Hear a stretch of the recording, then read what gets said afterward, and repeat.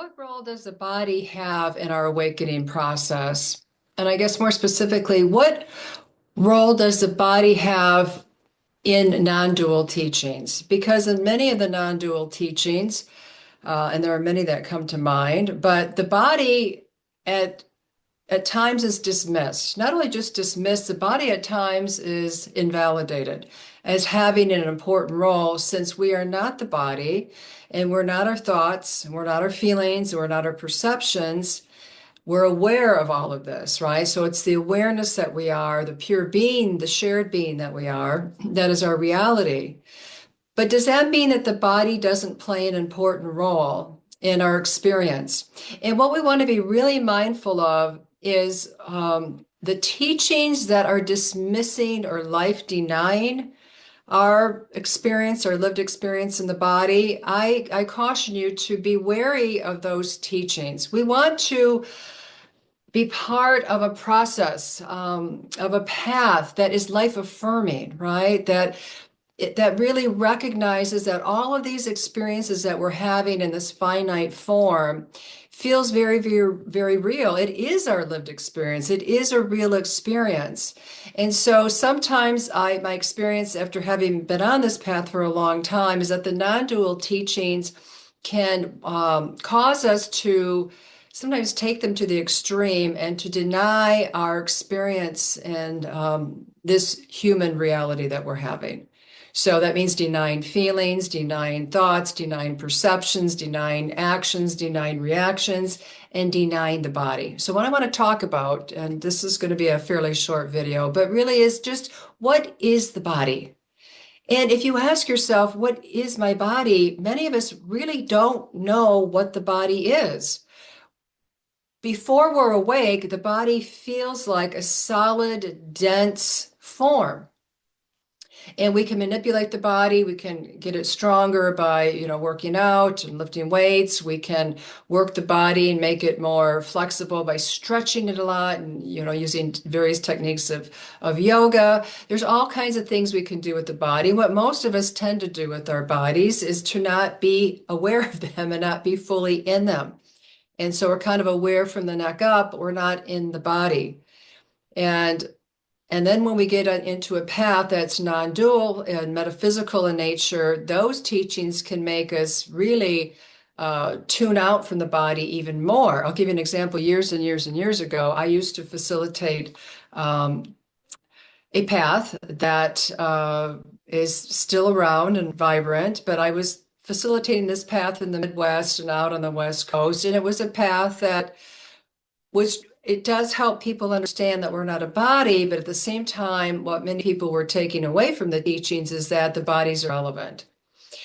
And this can be very destructive because if you really look at what the body is, when we're going through the awakening process, it becomes much more permeable, much more fluid. And my own experience during and post-awakening has been that the body is always changing. It's always moving. If you get really still and you close your eyes and you lean into the body, you're going to notice sensations that are constantly moving and changing throughout the body. And there are times when, with my own body, it's so fluid at times. There's so much space because, right, with the awakening process, we're no longer identifying. We have awakened from the separate self, which was using the body for its own needs, wants, and desires. The ego can use the body in a very, at times, very challenging way. It can really be a tyrant to the body, pushing, beyond our limits, what's comfortable. But during the awakening and after the awakening has deepened, the body is like freed from those chains of tyranny. And now we're much more sensitive and in tune with the body. And it becomes in itself more sensitive to everything around it. So we might have already been sensitive in many ways to the environment before, but after the awakening, it's like all of this constriction just opens up. What I have also experienced that maybe you can relate to is the layers and layers of tension that have been moving through and becoming released through the body. Because while we're still in that sleep mode of thinking that we are the body, we tend to be really out of touch with it. So the path that we want to be on in non-dual teachings, if that's your path, or no path at all, but we want to be on a in a place that's very life affirming and respects the body and understands that the body is part of this lived experience that we wanted to have and that we're here to have. And so we don't want to deny it.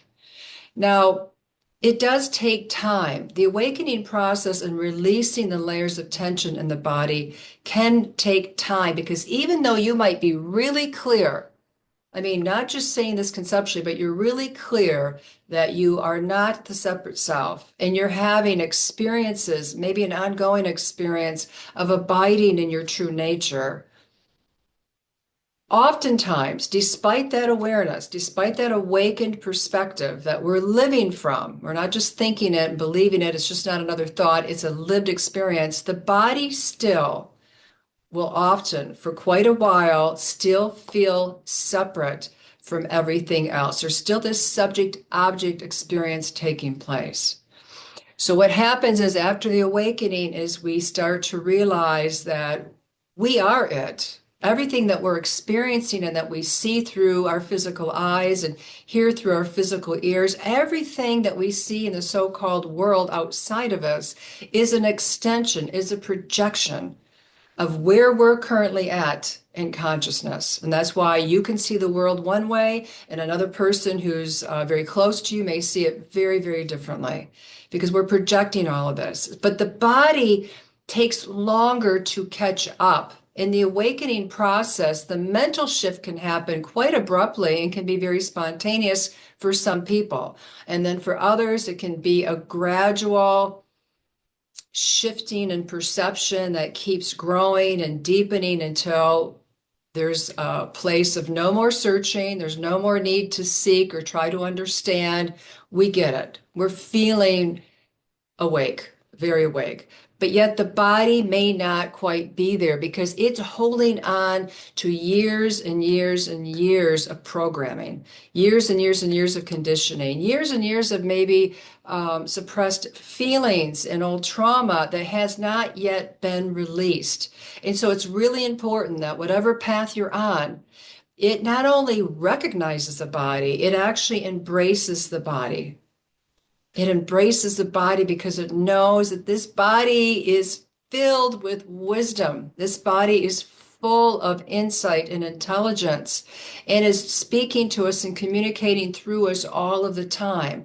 And it's important that we remain really aware of what's happening with the body. And if you're going through the awakening process and you are experiencing the tension that I'm talking about because you had been so constricted and living from a place, perhaps at times I felt quite rigid or very black and white. Maybe there's a lot of judgment. Now the body wants to be free from all of that. It really wants to be relieved of its burden. So as you shine the light of awareness on those places in your body that might feel constricted, again, in my own life, just sharing with you as an example, lots and lots of tension came up and I'm still working through, and it's been going on for a while, up here around the head and around the face. And this is where we believe for so long that we resided in the body. We thought that we were dwelling inside the body and specifically behind these eyes. And then when we wake up, and as we're waking up, but then post-awakening, we realize, oh, awareness doesn't dwell in the body. The body is existing because of awareness or because of consciousness. I'm using the words awareness, consciousness, being all interchangeably. But now not only do you not live in the body, but the body is in you. It's in the consciousness that we are.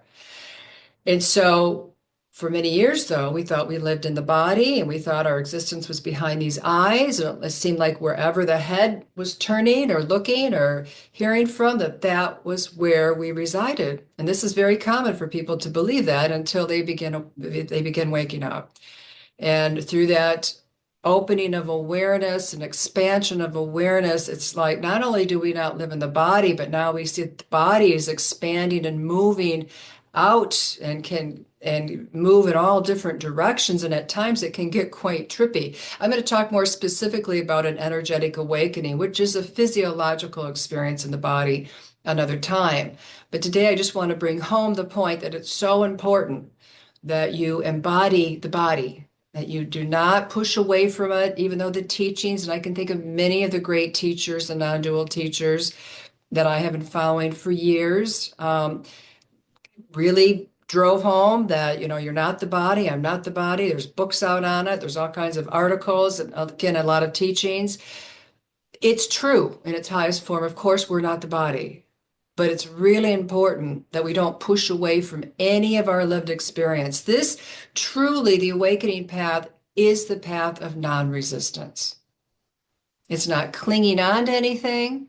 It's not revering the body, but it's certainly not pushing away from what's happening with the body. So I hope that this helps and that I hope it affirms and really validates your sensitivity to your body and trying to understand what's going on with your body. And if you have any comments you'd like to share about your own process as you're waking up or post-awakening about the body, please feel free to share them in the comments and I will do my best to respond. All right? So on that note, namaste. Thank you.